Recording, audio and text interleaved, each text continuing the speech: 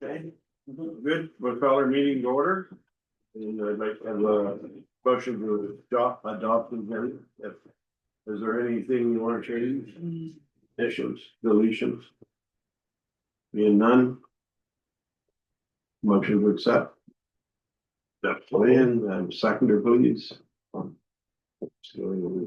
all. All in favor? Aye. Contrary minded being none, motion carried unanimous. Conflict of interest declaration. That's something done. With presentations. This is Button. This Button. Oh, that's quick. All right, I don't know, good afternoon or evening, mayor, councilors and village staff. I sent you a note, an email with the information and the application for a land agreement with the municipality. The particular piece of land is the land that is currently being used for the snowmobile trail. And they had agreement with the Riverside Albert municipality before they amalgamated. And the four-wheeler association has to get permission from every tract of land that runs across the hydro. And the village's land runs across the hydro, and then it comes up that road that's just underneath the lookout. It's the trail that everybody's using now.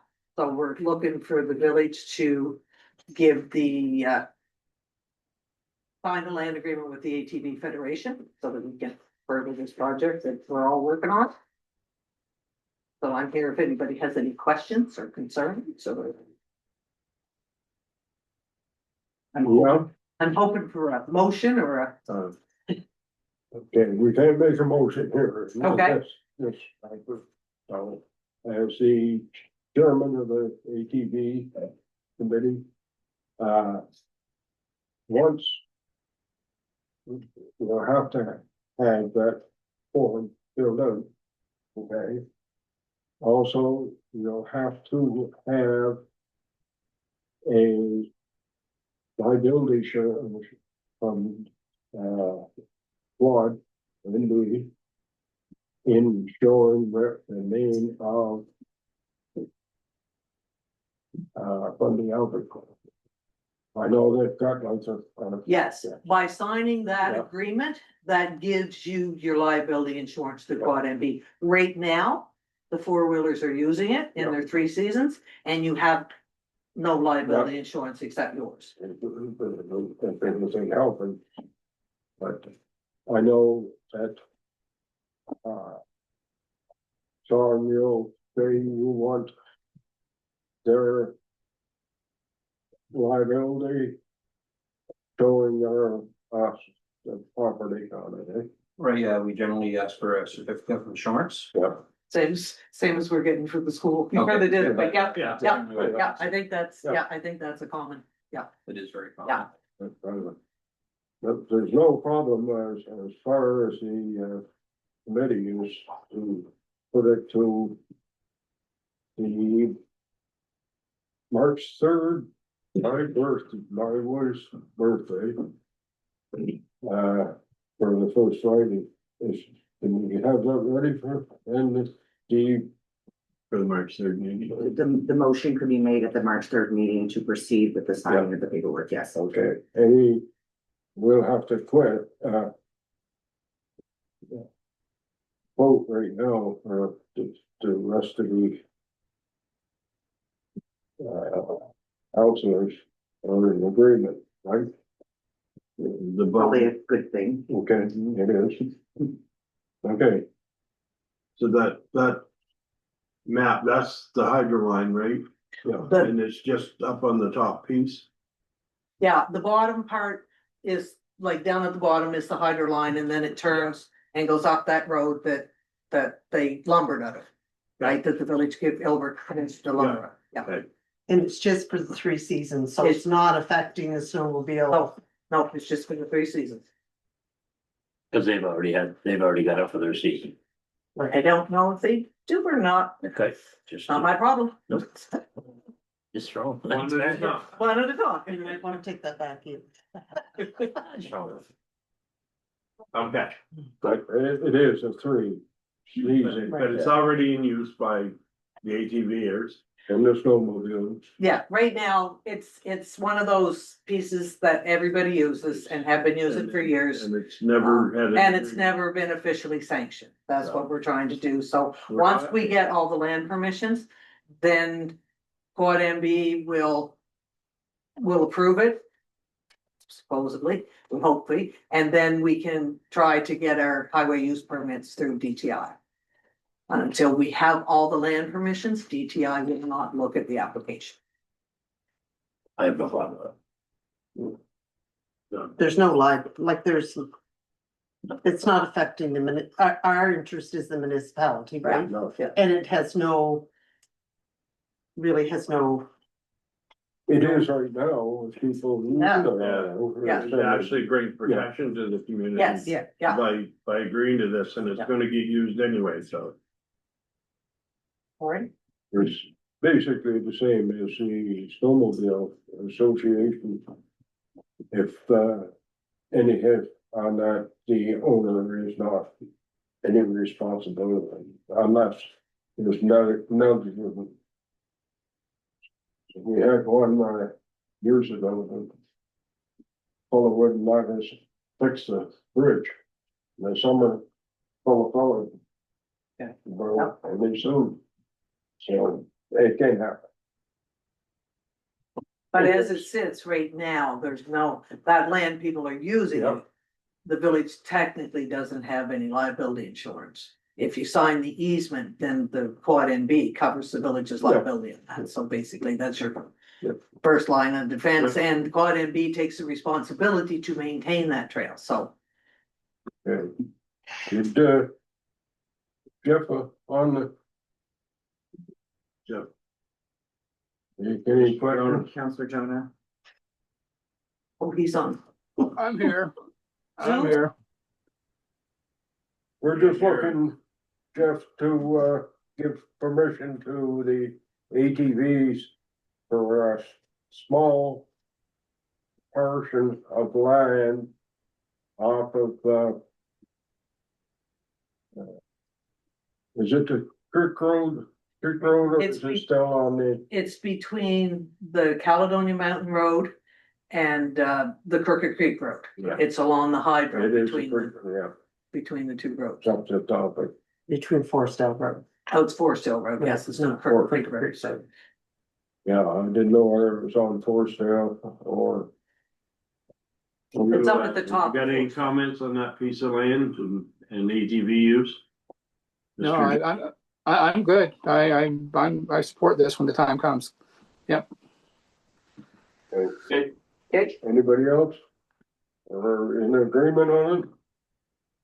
I think everybody's in, I believe.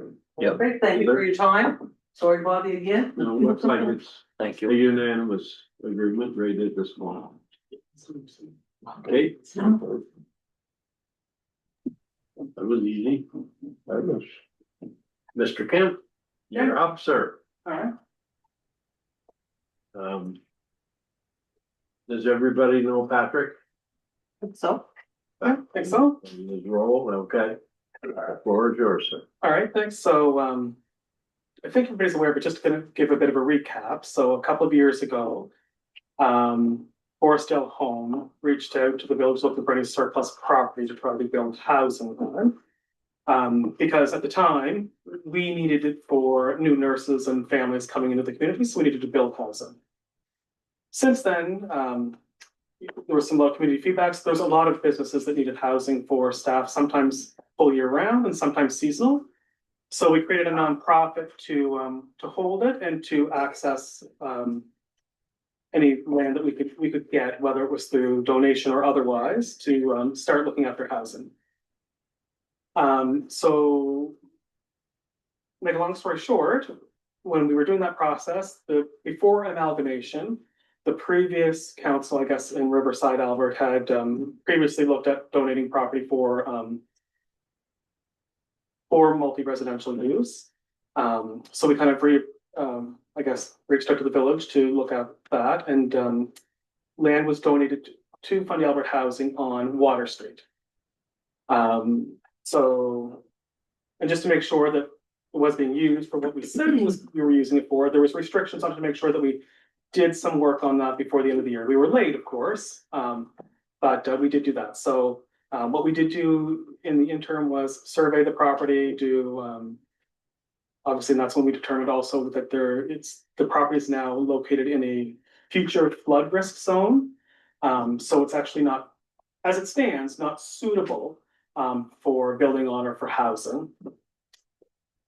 Based on the restrictions that were on file with, I guess, Plan 360, we could basically add almost 2 meters of fill across the whole property to make it buildable. But our engineers estimated that would cost $2 million. So the whole point of this is to keep the rents as cheap as possible and affordable as possible for families in the community. So that would make with our current financing situation, that would make a 2-bedroom rental go from $750-$760 a month to almost $4,000 a month, just to break even. So it didn't make sense. So that's why I'm here today, to kind of circle back with council to say, okay, I'm not sure if there was something else that we could work with, if we still wanted to use that piece of property for development. Is there, I guess, any appetite from council to try to make an exception to do that, to build on that?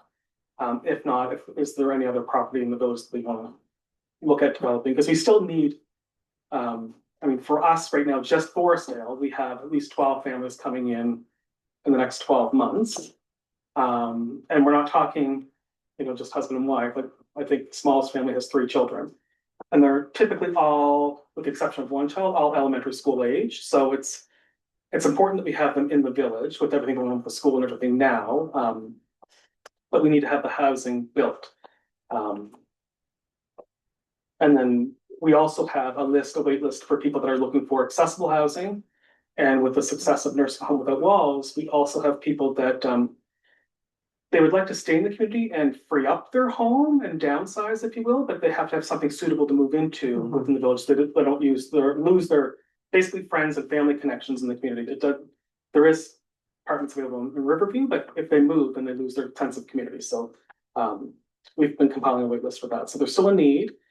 So we're trying to determine what our next steps should be and what we do. So right now, Fundy Albert Housing, with the survey, building design and everything, we spent just over 60,000 on the work, I guess, over the last year and a half. Now, some of that is already sunk cost because it's tied to the property on Water Street. Some of the design cost, I might be able to negotiate that back with our designers. If we just kind of keep that same design and port it to a new property, they might give us a credit back on that. So that's where we're at. So we need housing. Not sure if we want to make an exception on Water Street or if it's even a possibility, I don't even know. I'm told by locals that there has been an issue with flooding there, even with the flood that we had, with the dam not being open, but future sea level rise, who knows, right?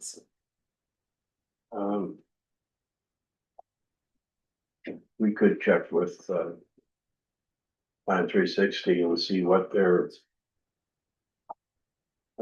thoughts are on whether we could build there, what the dangers are. I've seen that plan, but it was a long time ago. Yeah. And we even questioned it. I shouldn't say we, because I don't know enough about it, but our engineers kind of questioned to say, does it make sense? Because they thought when they first looked at the first survey in the lot, that a berm and a little bit of fill on one side would be sufficient, because the parking lot, whether it gets water or not, is not a big issue. It's just making sure the foundation was okay. But the current restrictions, I guess, for flood mitigation that are on file, it would be an exception if we went forward with just something like that. And if there was an exception moving forward, does that affect your insurance? We would make sure that we design it accordingly. So what would happen is if we, I guess, long and story short is we would have to make sure that we have a rider on our policy. So it might mitigate first world flood damage, or we would have a higher deductible if we had to make a claim. Mm-hmm. I didn't go there yet to confirm everything because they're kind of, I don't wanna spend any more money, I guess, at this point, until we know for sure, but, yeah. So I think if I recall back. Well, there was other pieces of property there, but one was at the end of Horn Road, which was kind of chopped up and on a slant. And then the other one was right at the rec center area, which was at the time, we determined it to be a prime location after amalgamation, that we weren't sure where things were Right, going moving yeah. forward, so. But Forestdale, do you have any property that you can build this on that's workable with? Or is it just, Well, we do have the property that's up and behind us. yeah, The only thing, like, we haven't done anything with that yet at this point, because there's two other things on the go. One, right now, there's a big wait list for beds in the region, of course, for long-term care. So social development is looking at potential expansion plans, because again, like the nursing home was filled, all 50 beds, and we do have a wait list. So that, plus we do have the largest nursing home without walls program in the province. mhm, It kind of alternates between second and first. Initially, a lot of the participants told us they wouldn't need to move into long-term care for 5 years or more. Now, I think people are becoming a bit more frail and they're saying within 2 to 3 years, and we look at that as an issue. Again, because if we don't start building, I would say, more long-term care beds in the community, in 2 years' time or 3 years' time, some of those other community members will be forced to leave because we won't be able to accommodate them mhm. with assisted living. So there is land up and behind us for sure. But because we can connect onto the existing home, Mhm. we're hoping to be able to use that for those other expansion plans if social development decides to fund it. Yeah. And we do, just so everybody knows, we do also have property on Fire Street as well. And that property, we just got a design back, so that will be for, again, with the need coming through nursing home without walls. We're hoping to build a 4-story unit there with elevator access. So for whether it's seniors that can't do stairs or people that have physical, I would say, disabilities that can't do stairs or in a wheelchair, but they'll be able to stay there as well. And then we also need to have the main floor of that future build available for nursing home without walls, because we always have one-off situations that happen. So one of the things that we couldn't address for a lot of community members last summer was people were worried that their wells were going dry, or some did go dry, and they had no place to do laundry. So another issue was that we had no accessible spot for people that didn't have vehicles and transportation to do laundry. And it led to, I would say, not as sanitary conditions as we'd like to see. By having a third spot for that, all not one building where seniors can kind of help each other out would make a difference. That property next to the recreation center, there's never been any interest in it up to this point, has there? No, not to my knowledge, but I know back when we had the discussion, we were just amalgamating. Yeah. And it is a prime, It is. it's prime location property in Riverside, Albert, and that's when we determined that we had this property that we could very easily give to them. And Is that property next to the activity center, is it bigger than just the ball field? Cause it's part of the field there on Oh, yeah. this side of the Yeah. ball field, That's big. Yeah. that's all It included? goes over to Mr. Dixon's property. Nice. I'm not sure where the actual boundary line is. That's right along the tree line there. Yeah. but it doesn't go all the way down to Water Street, right? Yeah, That's It all. does, but there's a pond there Yeah. that blocks it, so, You couldn't build down on Water Street. yeah. no, You- That's a good location, actually. Well, let's look at the map and see what's available and Yeah. make a decision, and get back to Mr. Councilman, Yeah. support him in his endeavors. Yeah, go ahead. Patrick, in terms of how many stories you can build compared to what we have for fire vehicles. I believe it's 3 stories and above, we have a ladder truck. We do not have a ladder truck. So that's something we need to be cognizant of. So we can get a grant for that. Yeah, so The again, ladder truck? yeah, so going back when this first started I would say probably maybe 3 years ago now. Any place. In order to get funding from CMHC, they will only fund in municipalities that will build 4 stories or greater. Because the current bylaws in the old village of Riverside, Albert, was no more than 2-story, 6-unit. So at that time, it would have been an exception to get that. And at first, we looked at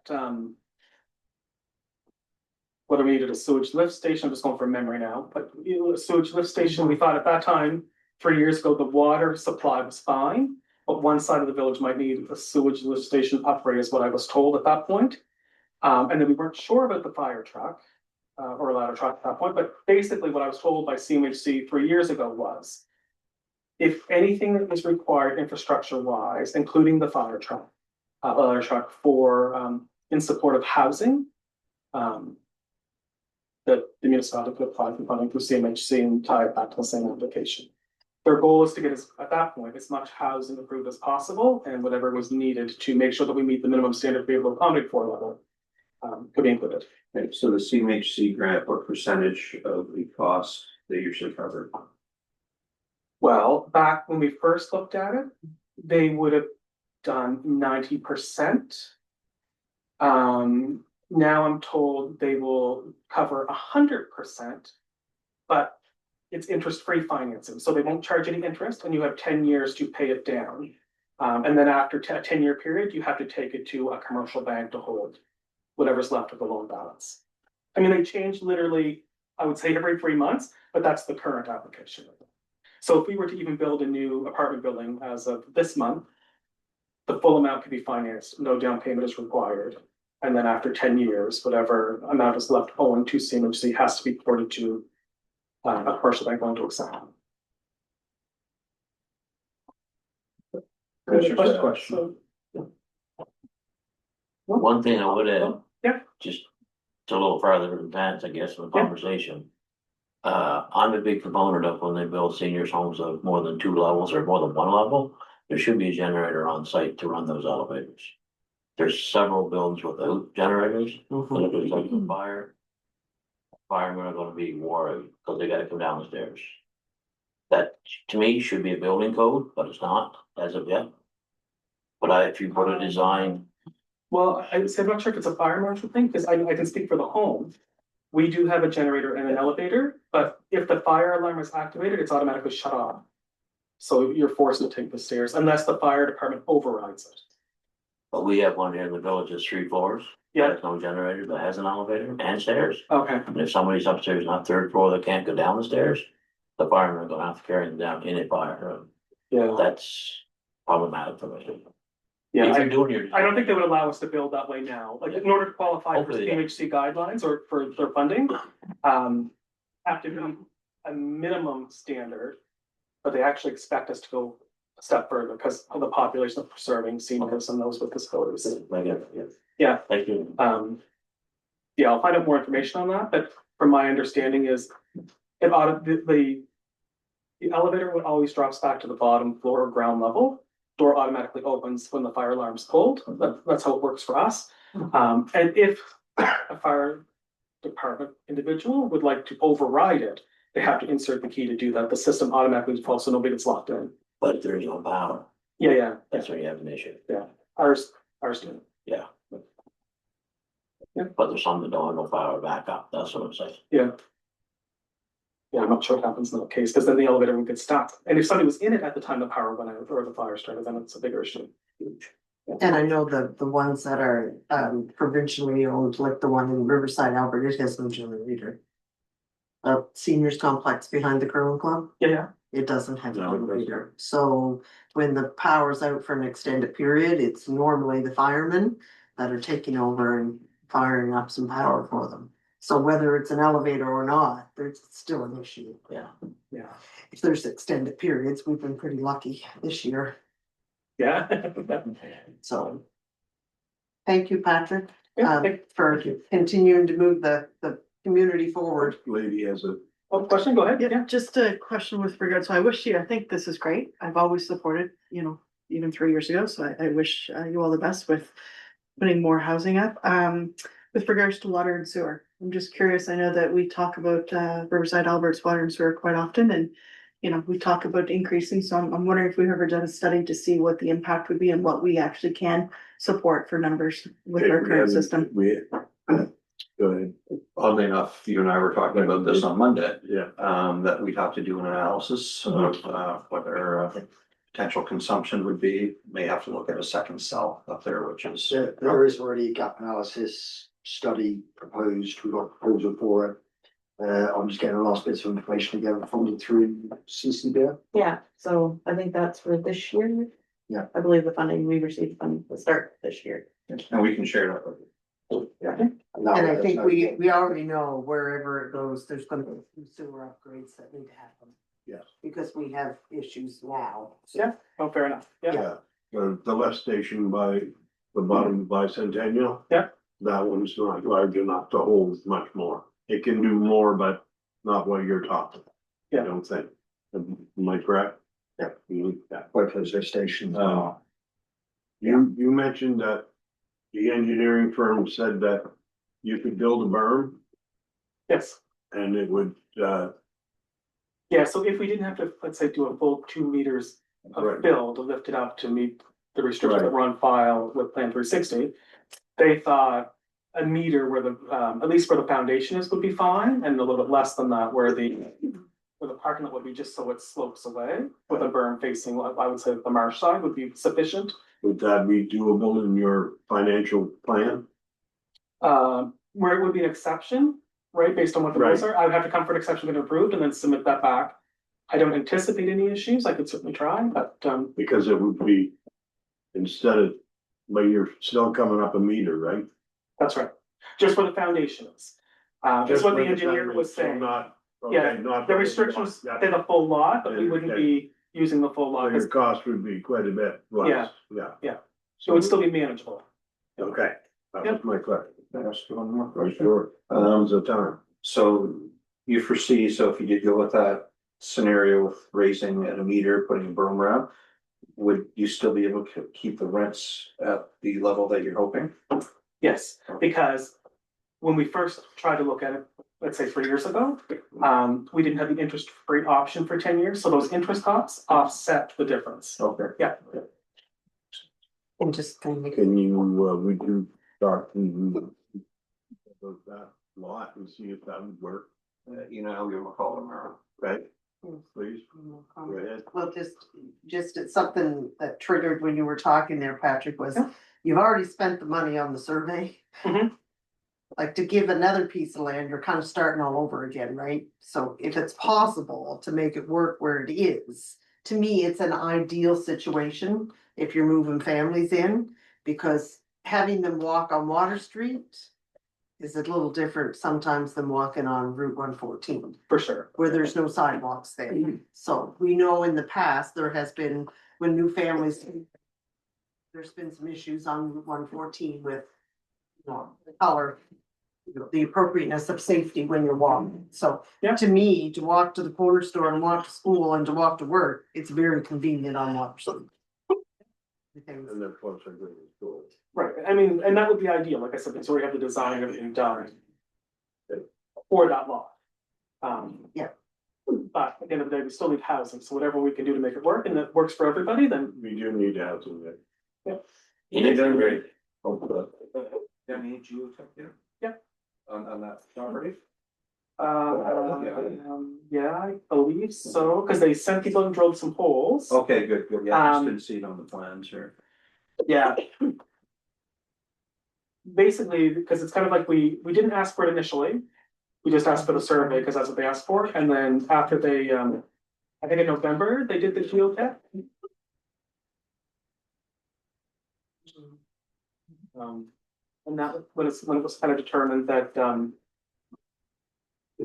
one side of the land would be okay, but the other side not so much. That's really. Calls. Just to know, if you're fortunate enough to start your new expansion on your nursing home. Yeah. You're gonna do a lot of groundwork, and this piece of land down the road is a great place to allow them to build it up and same facility. Just a thought, there you go, I'm done. And one thing I want, I'll make a motion to well, pause the meeting for a moment. Yep. there may be change in Good, the, second.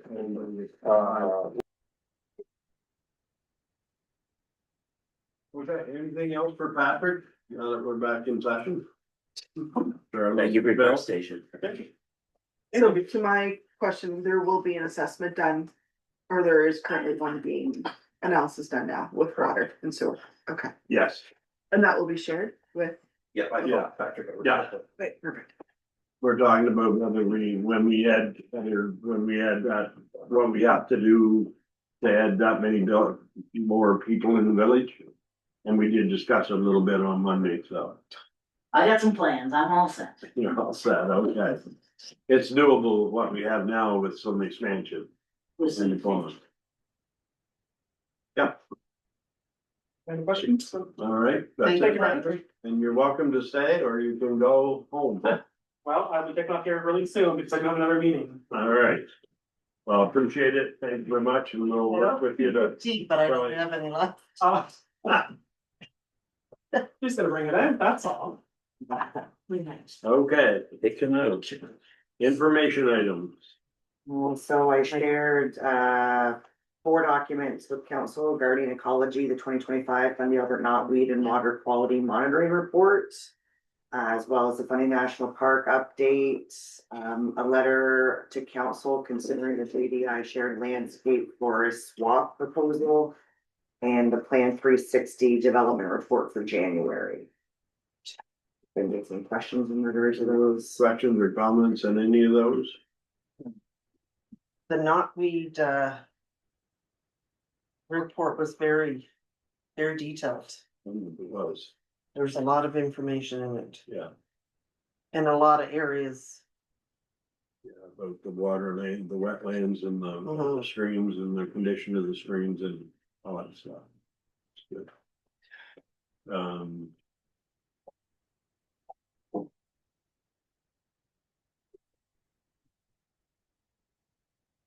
So, anything else there? Okay, any more comments? You, council direction request. So the procedural bylaw, so I took your feedback from the January 20th committee of the full meeting. And during that meeting, council had came back with some suggestions. So I left that text highlighted with some explanation as to the whys. Does anybody have any questions or concerns to what I have there?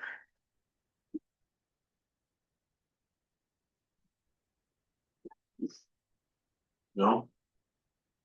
No, I think I had brought up the electronic communications, but you've pretty well narrowed it out that you have to say why you can't make the meeting. You're expected to be here, and if you can't, these are a couple of reasons why you can't.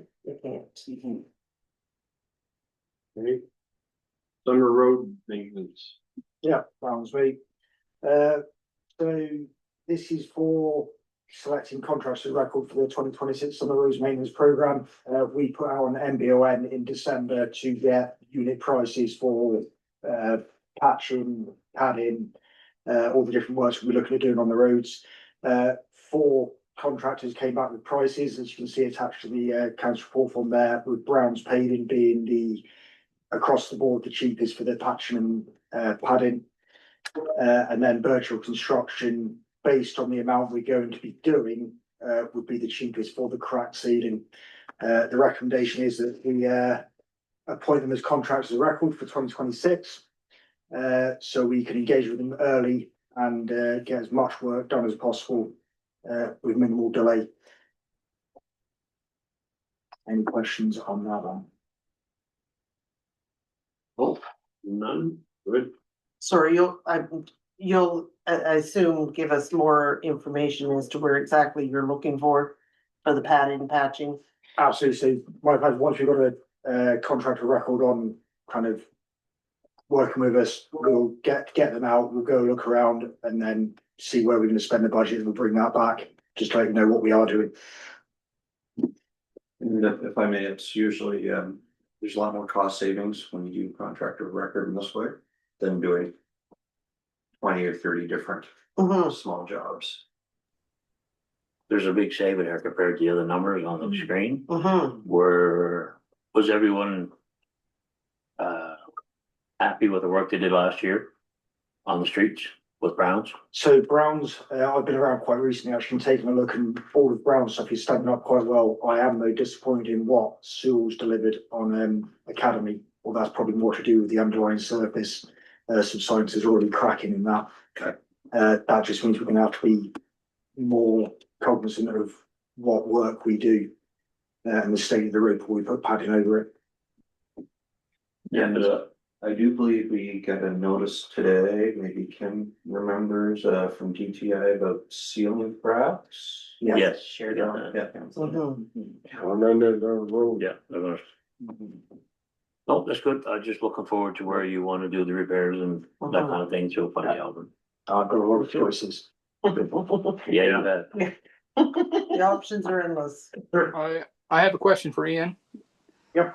Ian, I wonder if we could spend a half hour or 45 minutes as we did last year and take a drive around Ward 4, take a look at some spots.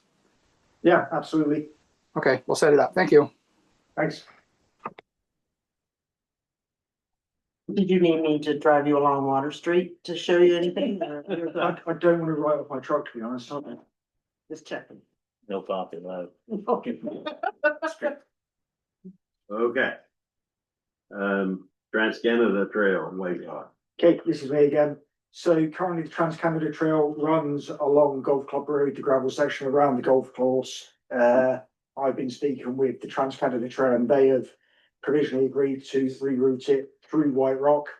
Doing this is going to open ourselves up for access to a number of different funds through Trans Canada Trail to then help improve at least a main trail through White Rock and then support the Kodiak cycling trails as well. The paperwork has already been submitted. All we need to do is sign that off to say that yes, as the village, we are happy that we want this rerouting done. CCT's okay with this? Yeah, Okay. they are well on board with it because it, like I said, it opens up funding opportunities for them as well. No, I'm supporters, that's fine. Good.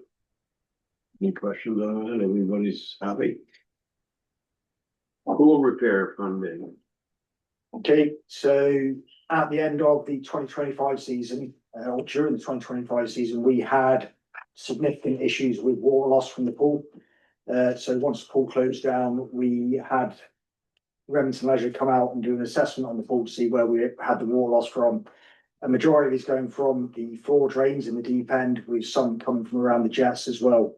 They provided a quote to replace those floor drains with ones that basically repair the issues and put best practice floor drains in. But that didn't include the concrete work. Additionally, they suggested that there was the state of the coating around the pool and around some of the jets, and that needs kind of stripping back, resealing. Based on the quotes that I've received to date, this work is going to cost between $40,000 and $50,000. We are absolutely going out to try and get grants to cover this. Currently, there's one, I can't remember the name of the fund off the top of my head. So there's a SIF fund for that we could get $20,000, needs to be signed off via MLA. RDC are also looking into if there is any other grants that could cover more of this repair work with. We've already budgeted for $20,000 through the 2026 budget, and we also had $20,000 on the 2025 budget that got transferred to the shared capital. Whilst our aim is to try and use as much grant money as possible to carry out these repairs, I think we're in a position where, with elections coming up, that we just want to ensure that we've got the funding available to get these repairs done. I hope you understand where I'm coming from. That I'm not asking for all the money. What I'm asking for is that if the grants fall through, we have access to additional funds from the shared capital to ensure this work can get done this year, so we can open the pool because the impact of not opening the pool for Fundy Albert would be the reduction of 4 student jobs. And one of the only recreation activities we've got in Fundy Albert, for all people really.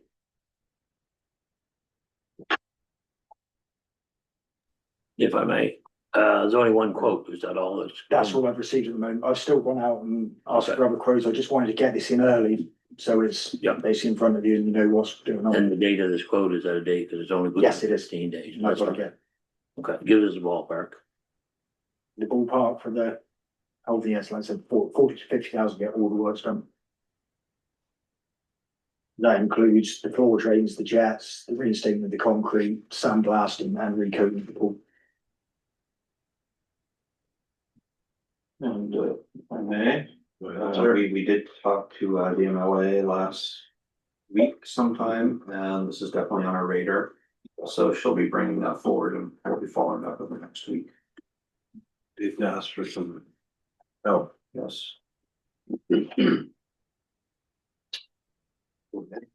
Just curious, I know that the pool seems to be on our radar for the last number of years, but how much money did we spend in 24 and in 25 on repairs and maintenance to it? Just seems like that number is kind of getting up there a little bit as well, so. We can definitely look into that and send an email to council tomorrow. Would please. And I mean, I'm glad to see that you're applying for funding because I think there should be some funding available for a major asset for a community. At some point though, you can only keep putting money into something before you realize it's costing you more than.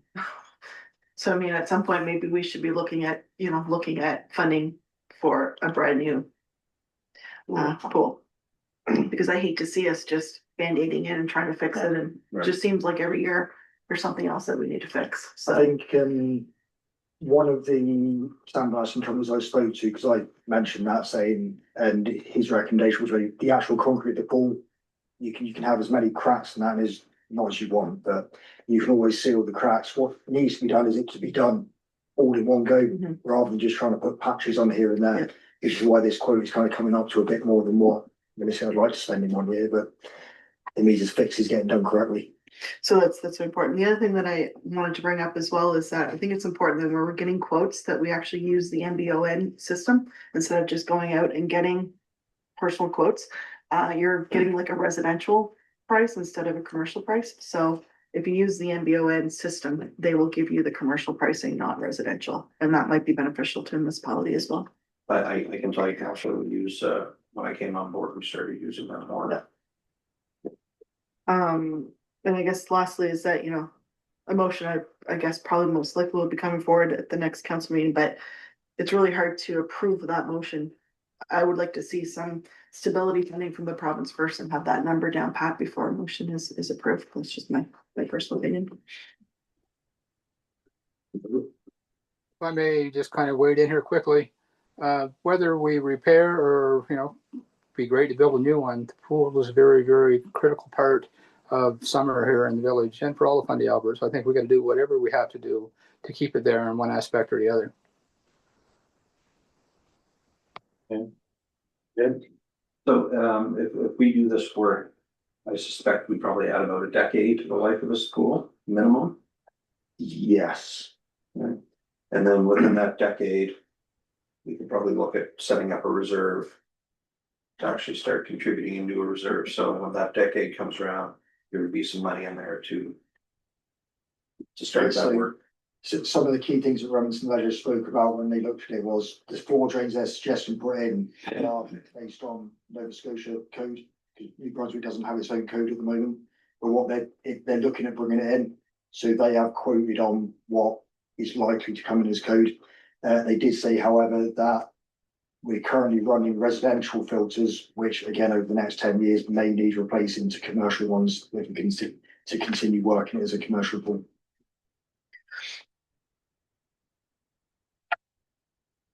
Hey. Good. Elmo Well project. So this one for the Animal Well project is more of a formality. is basically the council's got to make a resolution that you're requesting the Department of Environment and Local Government to proceed to have the new animal wells designated under the Wellfield Protected Area Designation Order. It's just a matter of council saying that, yes, we want to get it registered. I think that's important. Not true. Yeah. It's a must have. Yeah. Just wasted a bit of money on it. Yeah. Was that supposed to be done before or is it? No, it's all in line with, Okay. it's before it can be officially commissioned, it just needs to be in place.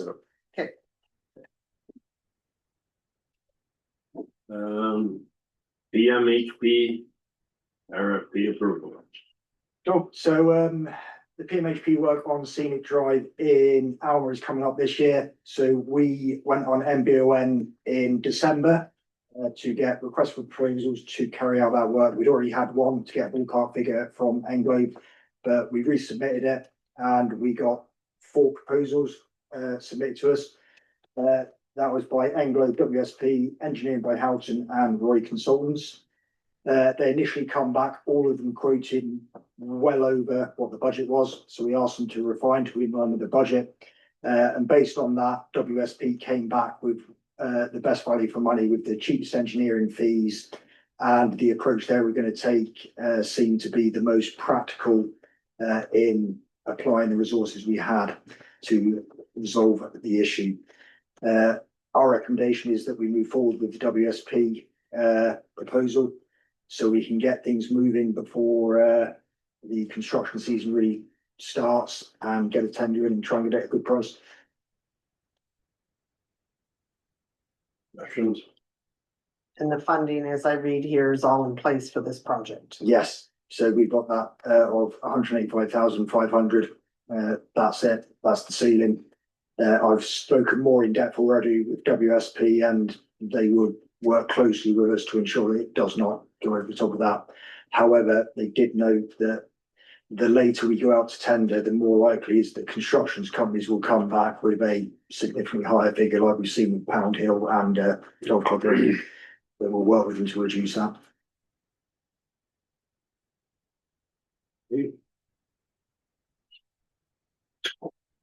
Simple that. The department reports. Sir. Yeah, that's me. So we're constantly looking at cost saving measures and improvements.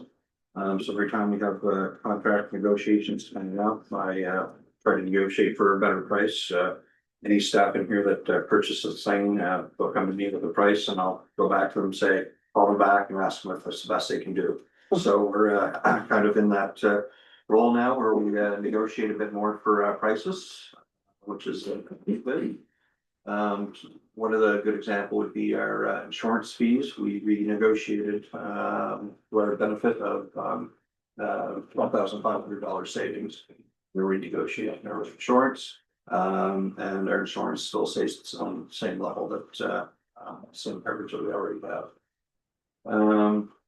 We've also we've reduced overtime by 50%. And we're running fairly well within the parameters we need to be to keep that number where it's at and not go over. Next is municipal councils, or municipal committees. Council approved the terms of reference for the Economic Development Committee. That would be important for future growth of the community.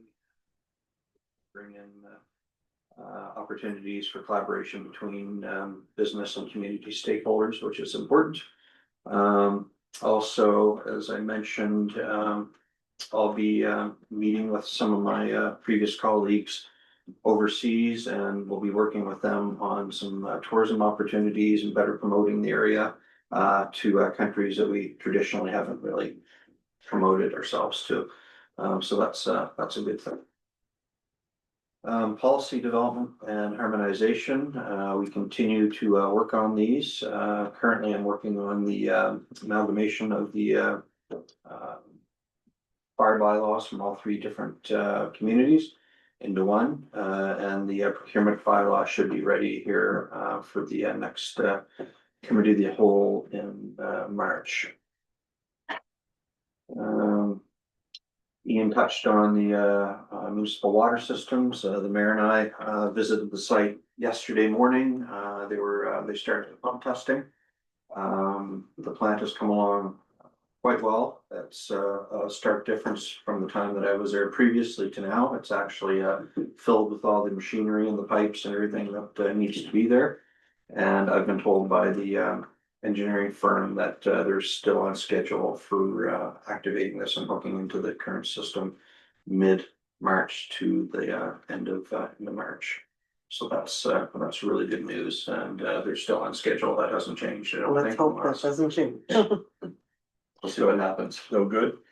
Yeah, we have one well that's really good. We have the second well that's not so, not moving along as well as we would hope. But we need both wells and we're doing our best.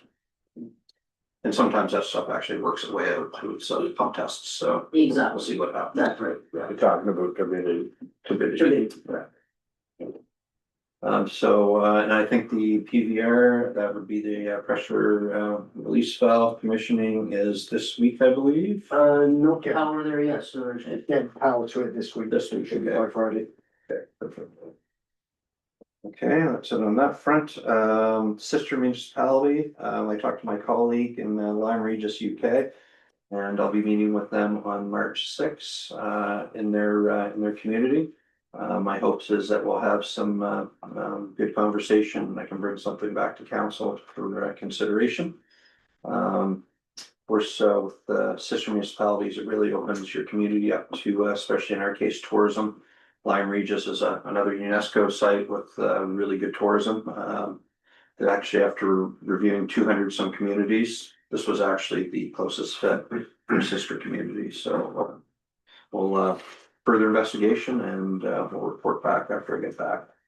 The auditor will be moving into audits. The auditor will agree to sending to council on March 6th, the draft audit statements. Hopefully we'll get those before that so they can be reviewed, but that's when the meeting's going to be and presented by the auditor.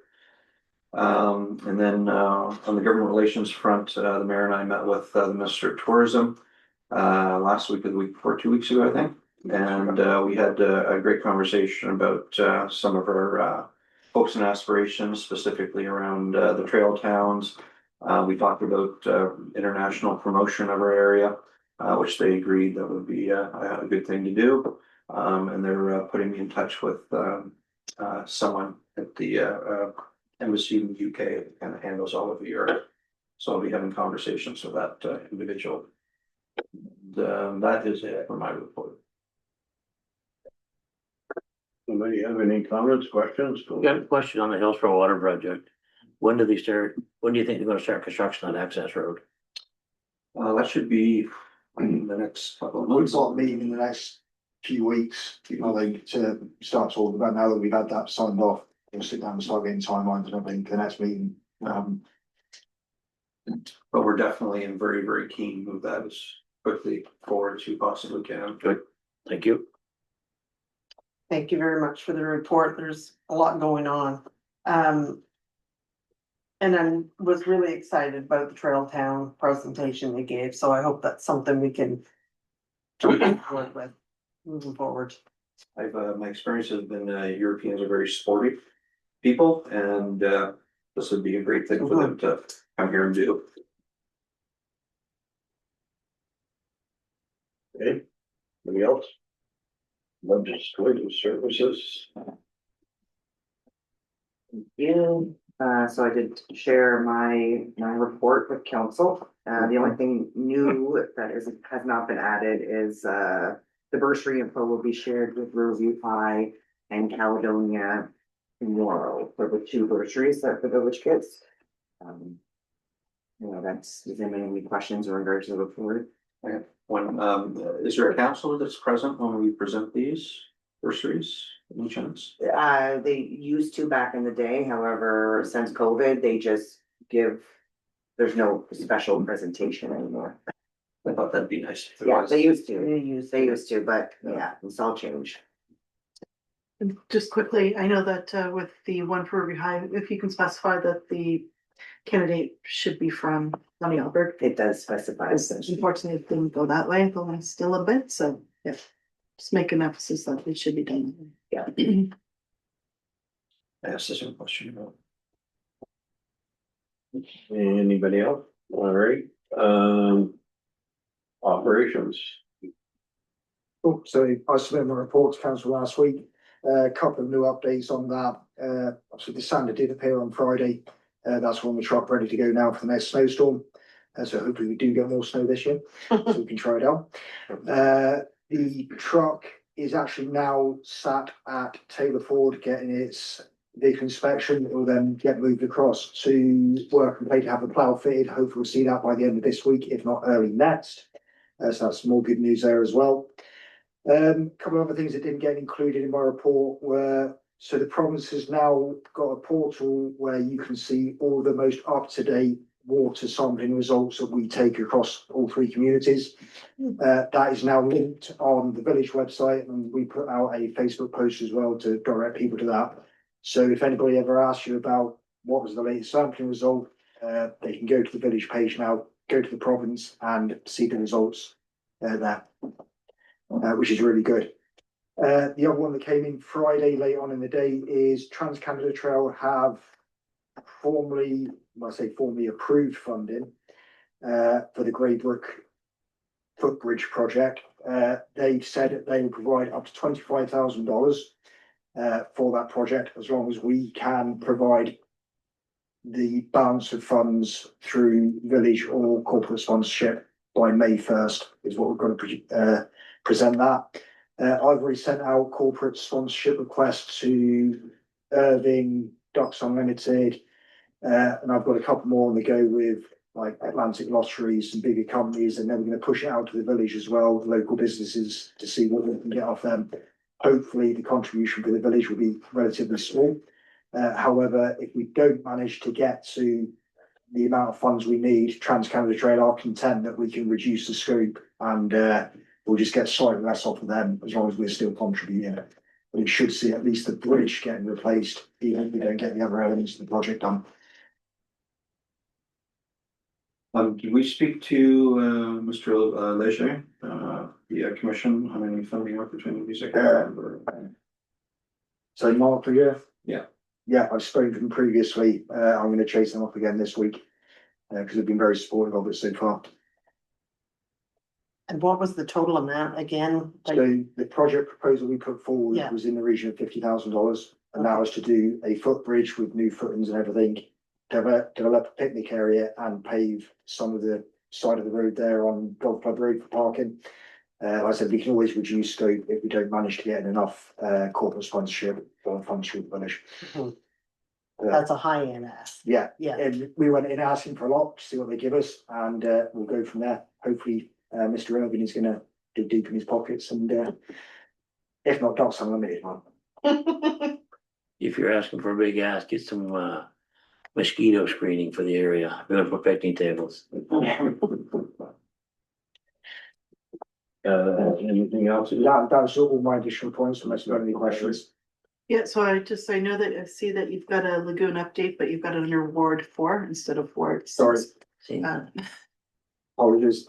Yeah, so I know that I do have my report that there seems to be a lot of still conversation having. I guess there is a public meeting in the works, and so I don't know why they're not communicating with you, It's but been frustrating, but then I spoke to Globe as well, so obviously the engineers and the project, and they said they've been struggling since Christmas to get okay. some decent conversation going. So I think we're going on 3 years, so yeah, be nice to figure out some dates anyway. All right, financial services. All right, so in the finance department, we're still actively working on our 25 year end and get prepared to start our 2024 audit. So for our month end financials as of January 31st, 2026, for general operating, we had an available bank balance of over $400,000. Our profit to date is at 88,000. Only I didn't note it, that we'll be monitoring will be the Village 4 streetlights costs. We did budget 15% more than the prior year. But it still seems a little high to what we had budgeted. I'm still waiting for updated insurance breakdown, so after they lowered the rates, I still have to wait for the breakdown to come for the cost for the vehicles and our buildings to be adjusted. For Elma Utility, our available bank balance is over 219,000 plus our overdraft. Just to note that we had an advance come in from RDC, so that would be used, that was used to pay some of our bills for the project. And our profit to date is around $79,000. For Hillsborough Utility, our available bank balance is over $140,000. And we have a current loss to date at a little over $4,000. This is caused by our billing for the first quarter not occurring to March 31st. So if we did this one on a quarterly basis, you wouldn't notice the reports of loss. For Riverside Albert Utility, our available bank balance is 262,000 plus 100,000 overdraft. Profit to date is over 84,000. A couple of notes I've noticed in our reporting is purification and treatment. This one's a little higher, support services during the warranty period from the engineers. And power and pumping, they had billed us for 2 months for MB Power. This was a billing error that they had notified us of last week. Audit, so for receivables, our utilities are going down. For general operating, what's sitting there is a couple small receivables, and we have a HST rebate that was outstanding, but we did receive it this month. The one for our disconnections that were set to be disconnected, majority paid in full, and we had all but one that is still outstanding. One of our disconnected items under list for disconnections and collections may be paid off in full by the end of February, as we have received a property sale transfer request. We've had a lot of questions on the costs of what we spent on audit, so I thought I'd include that tonight. So for our first engagement for 2023 audit, we've spent 18,400. To date on the second engagement, we've paid 11,500. We are quoted 23,000 in total. So there is 11,500 for 2023 that was accrued from 25. And I also have some accruals that have rolled over from the former villages that was towards audit costs, upwards around $8,000 we can be able to use towards our audits as well. Is there any questions regarding my report? Right. Just a couple of comments for me. One is the Riverside Albert Water and Utility. I think it'd be important to note why we've done a flip because of that deposit in December. Because we had no money there until we received that money. So I think that's part of why we're back in business again now. Yeah, our cash flow is going well. Right. For Riverside at least. Right. Alma, we're still catching up on. Right, so I think that is important to note that we had an outstanding thing that we were trying to balance in. And the only other question I had about receivables is the billing. Because I've recently assisted a resident with an outstanding bill. When we bill on December 31st and send a statement on January 6th, it says that we are so many days overdue, but technically you have till the end of that quarter to pay your water and sewer bill, correct? Yeah, and it should be listed on the bottom. It should say, again, I believe it's like a net of 90 days, but should be listed on the bottom of the invoice itself, not the statement. Right, but I think the statement, it was the statement or the invoice, I'm not sure which one now, because I did have the conversation that somehow when you're invoicing, if you can have an invoice date and a due date, if they can be different, so it triggers when it's overdue when it's appropriate to trigger it overdue, which would be December 31st. Okay, I guess so. You see what I'm saying? So Yeah. if I didn't pay my bill on December 31st, when I get a statement or an invoice for my first quarter, it's showing I'm 60 days overdue, when technically if you build me on January first, I'm only 6 days overdue. So I think that's something that just with the new software, I think we can fine tune that a little bit. Yeah, And- most definitely.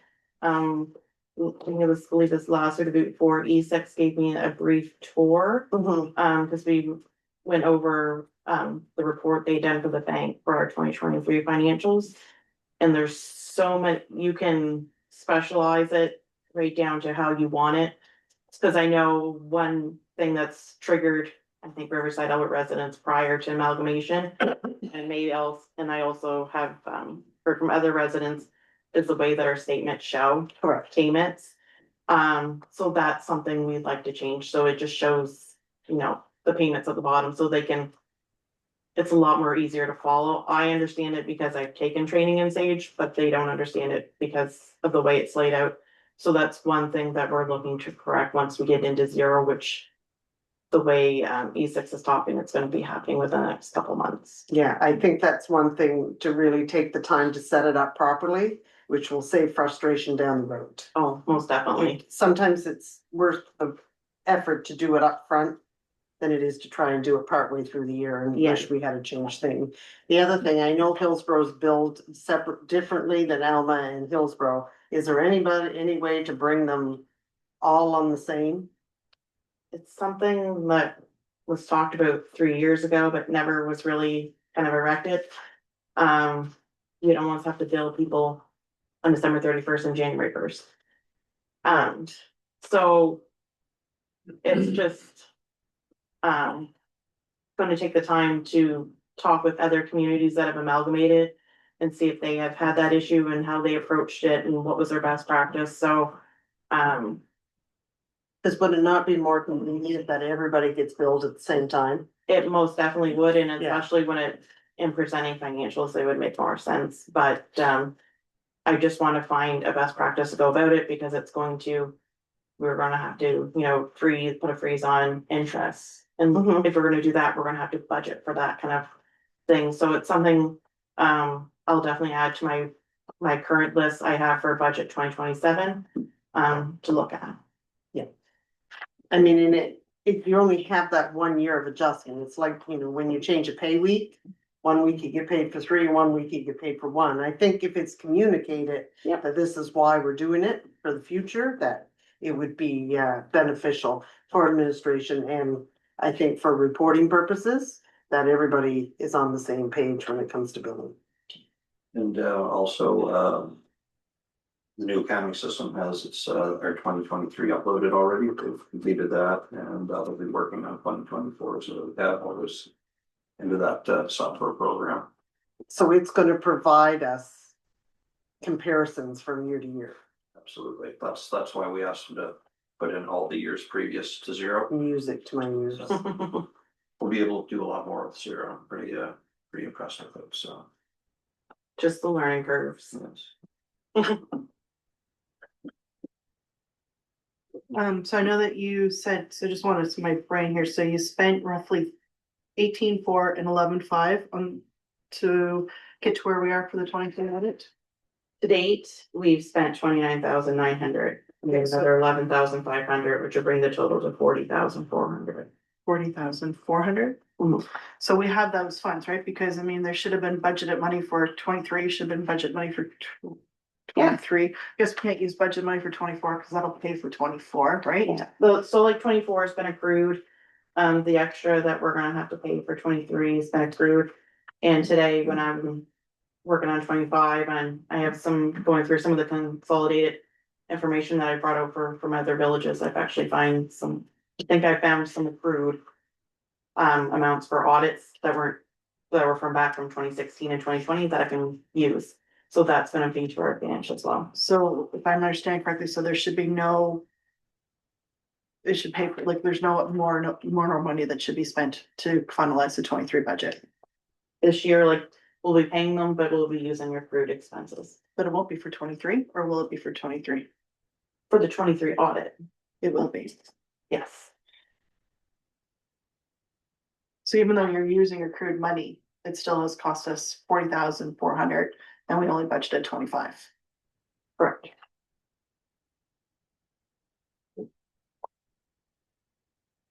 And that's if they don't charge you anything else right now. Judging by the quote, it should come out.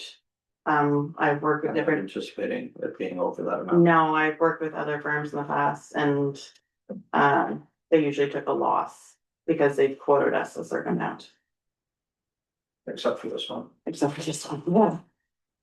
Well, boy. Is there any other questions regarding my report? Aaron, council statements and inquiries. Yeah, so just quickly, I think some of them have been answered, but I did attend the wildlife, I'm gonna call it wildlife, but wildfire, I guess would be the right term, meeting last week with the rest of council. Greatly appreciate everybody being there. Very interesting. I look forward to seeing that report in the near future and how Funny Albert's going to move some of those recommendations forward. Just a couple outstanding questions. So recently I've asked with regards to the snow maintenance for Lower Coverdale. So I know that currently it is contracted, but wondering to know if what the plans are for 26, 27 moving forward, if it's gonna be DTI or if it's gonna be contracted out again. Can you answer that question last one? She just said that we had to, if you have any issues, you are still to call DTI, not the Right. not the No, person. not the contract. But I don't know who the, But for the next season, my understanding, and we'll have to get clarification, but DTI is taking it back. right, so I mean, there's back and forth and Yeah. yeah, so just confirmation of that would be appreciated. I know the Greensville Lagoon, we just briefly talked about that, so, you know, push them to try to get some information from them would be appreciated. Please. I know that the CEO mentioned with regards to the audit, so I know that we are scheduled as council to receive that by February 27th, so just wondering if that is still on. Has there been any communication to say that we are? I'm anticipating we'll be getting that on the date she said at this time, Which is the 27th. which is the 27th. Okay, then. So has there been any discussion over the last month with the auditor and Funny Albert? Just the conversation I had with them a couple of weeks ago, or when do we have that conference call with them? 27th of June, January. Yeah, so that was the last conversation, but I do know E6 have been in touch with them. Yes, and I was speaking with Sarah last week, and she was asking some clarification questions as they're putting our financial notes together for our audit. Perfect, and so I guess just last on my list here is that I appreciate the CO. There was a document that was asked for by a resident of Funny Albert, so I've been advised just before the meeting started that that document's been sent, so I look forward to seeing this information myself and appreciate getting that information over to them. Okay, thank you. Mr. Jonah. I got a question for Heather Kale. Heather, you're always kind of worried about our water here in Hillsborough. I know I see in the report that everything is good. How are you seeing things presently? I've been doing some reading from some hydrogeology articles, and I note one thing that the consensus is from hydrogeologists that it takes 3 years to recharge an aquifer after a very drought period. So we are seeing that in the static water level in the Albert Mines well. We're no longer running, because it's winter months, we're not, the Beaumont well is not needed right now, so we're just operating off of the one well. I'm happy to hear that we're doing the road work into drilling for another water source.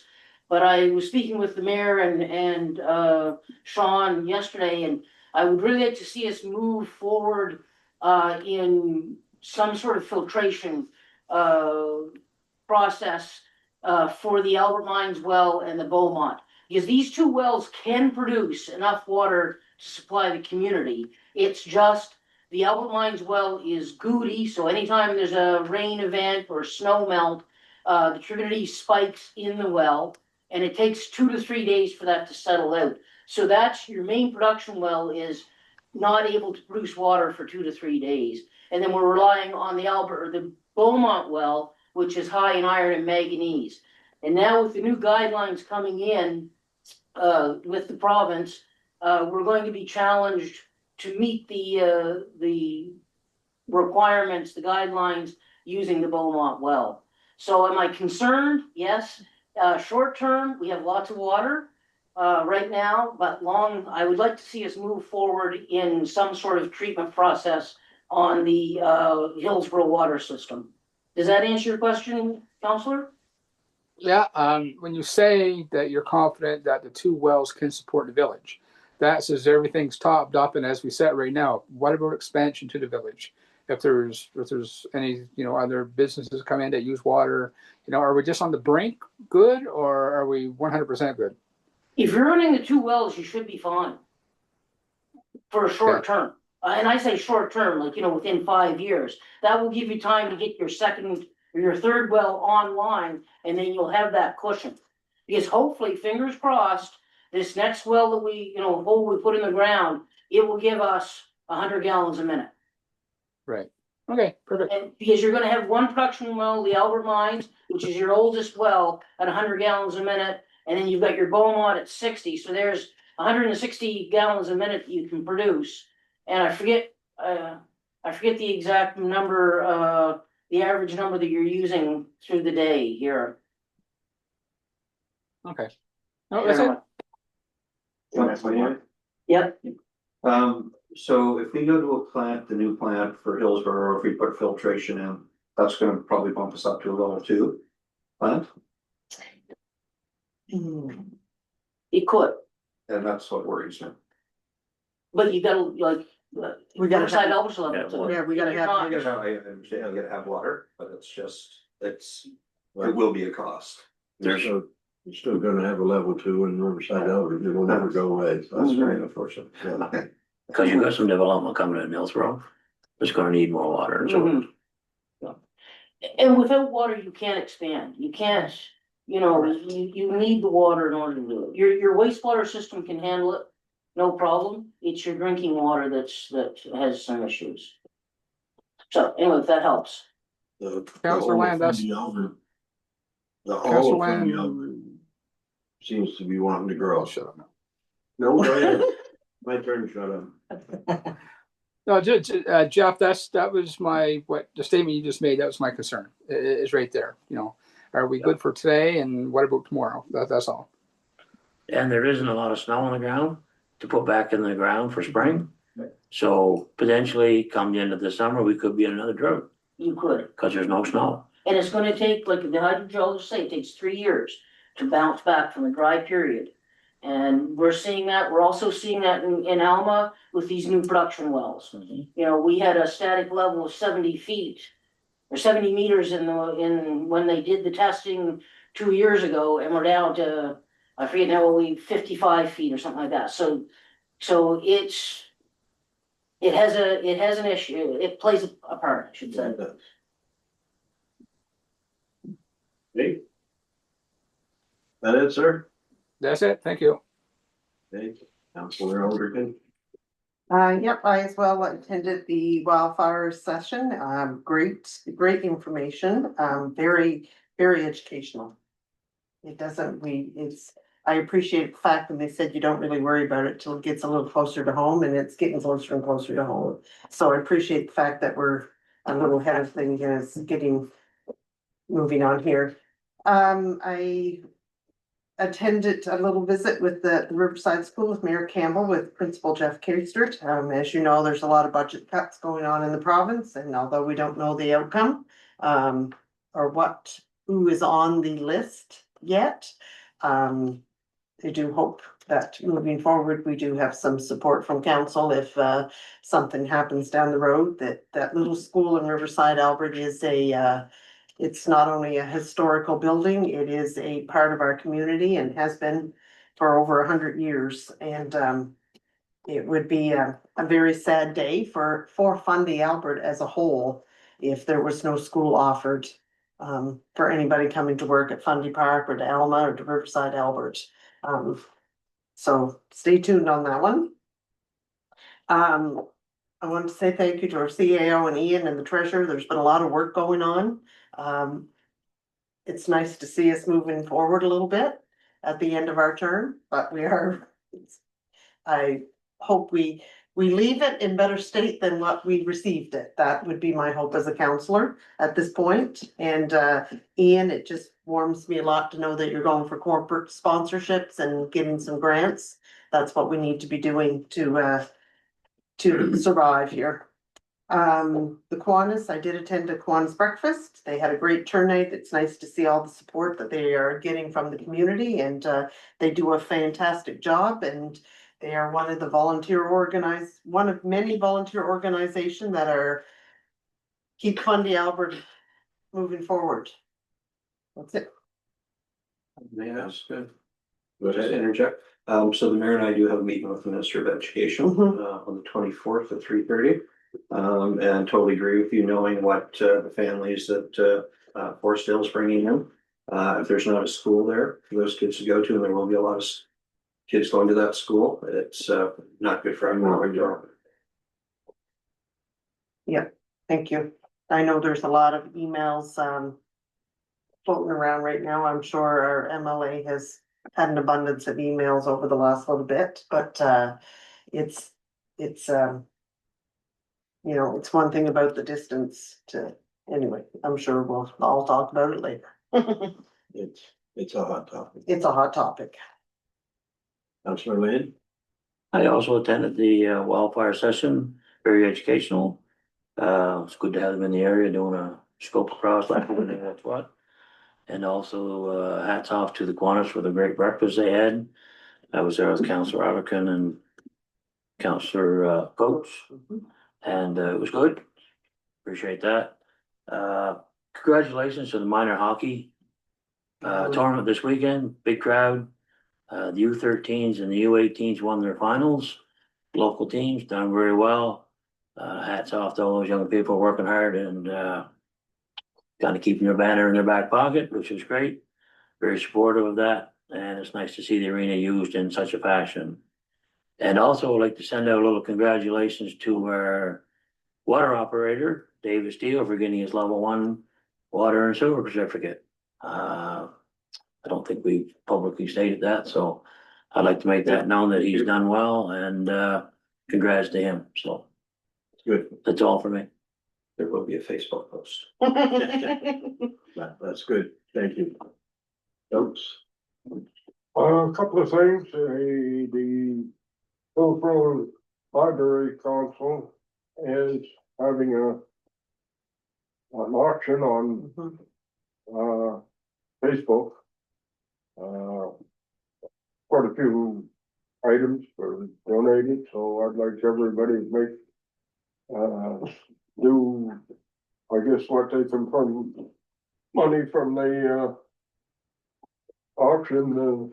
Probably we're gonna have to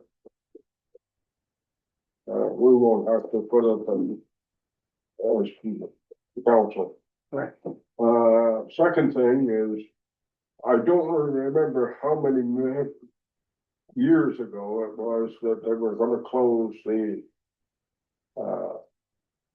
Riverside Albert closed it. 2015. Was it? I never saw such an the people that were there were at the time I was with the active, and there was just people were really well stand up, and I think we've got to do the same thing. And also Sean has sent in a week or so about meeting me with RCMP on March the 3rd, I believe. If there's anything going on, I'd like to see everybody get into that, because we're losing. And when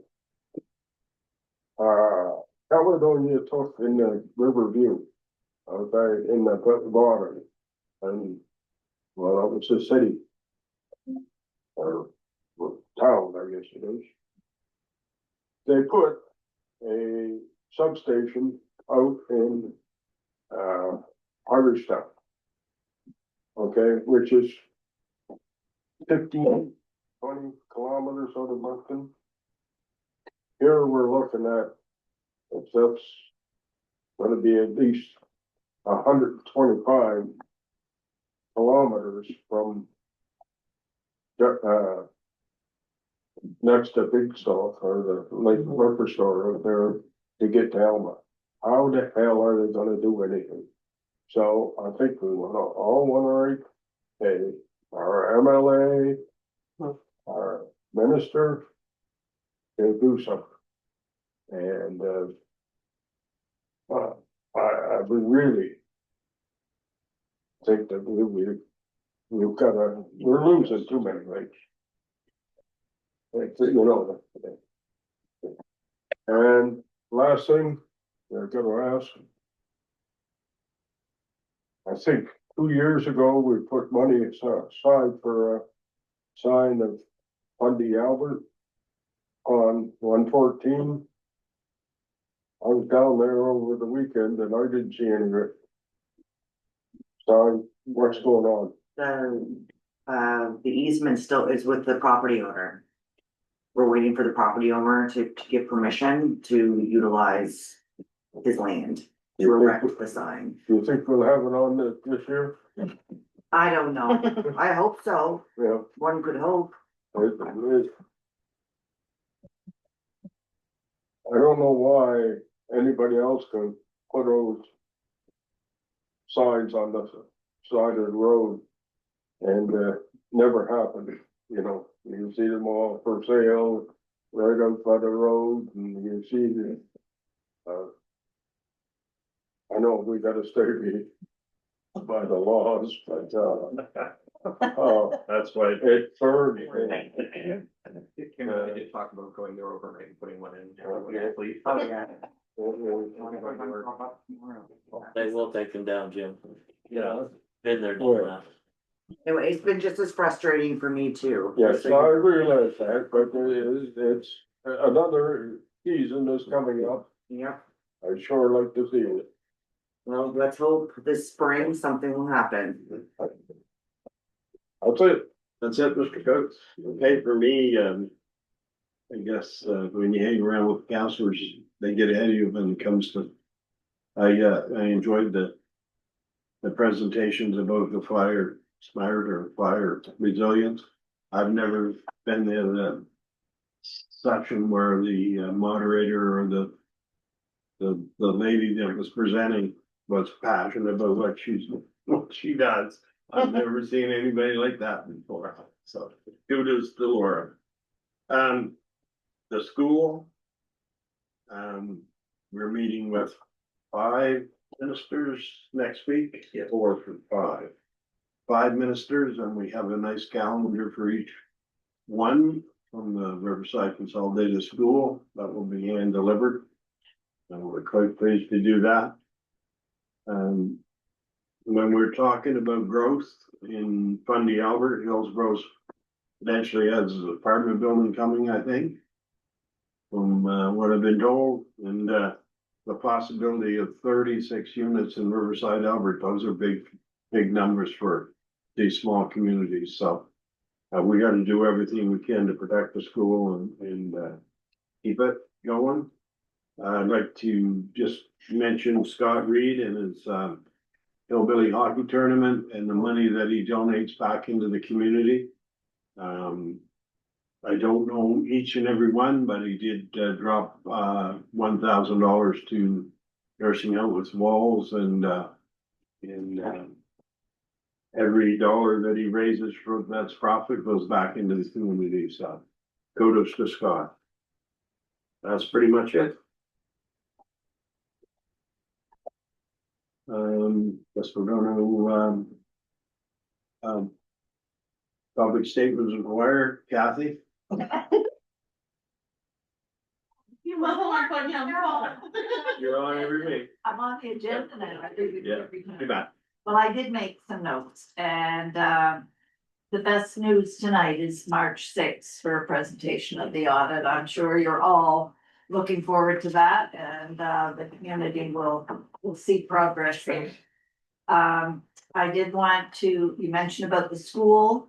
And currently, so the school's been sort of 40 in that range, and now I believe they're at 56.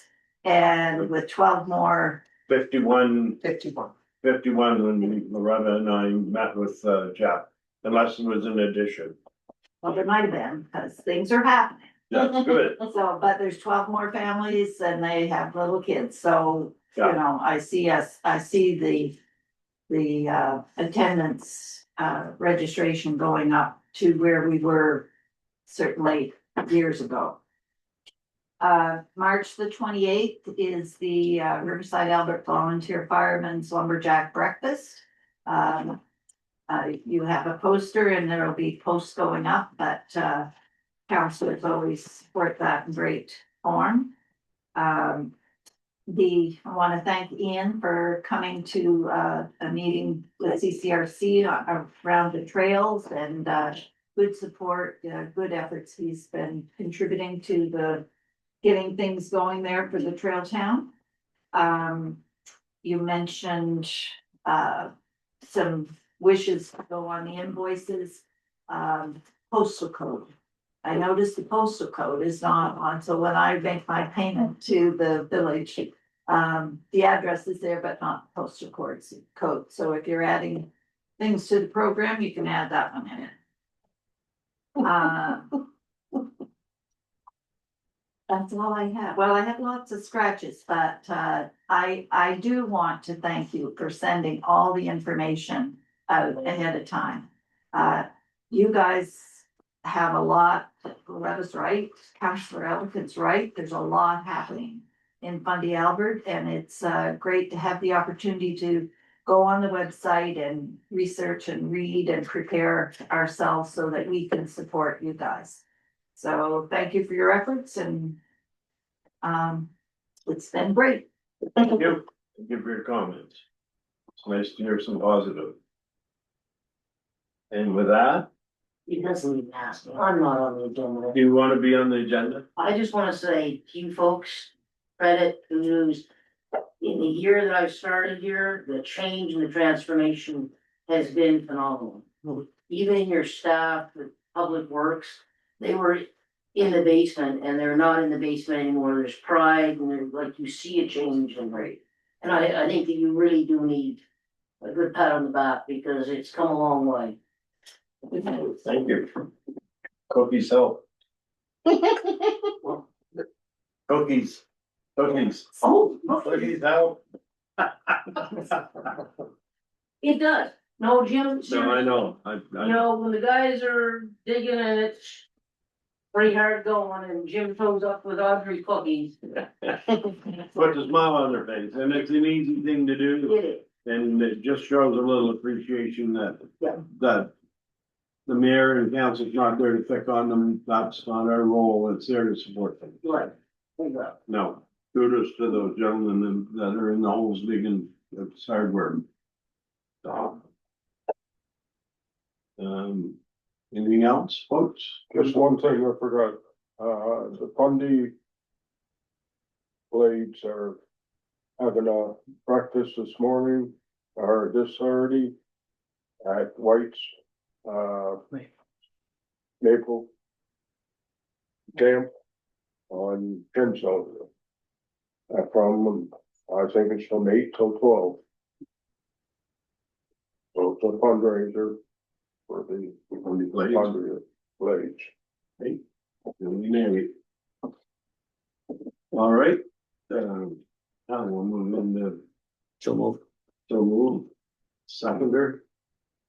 All in favor? Aye.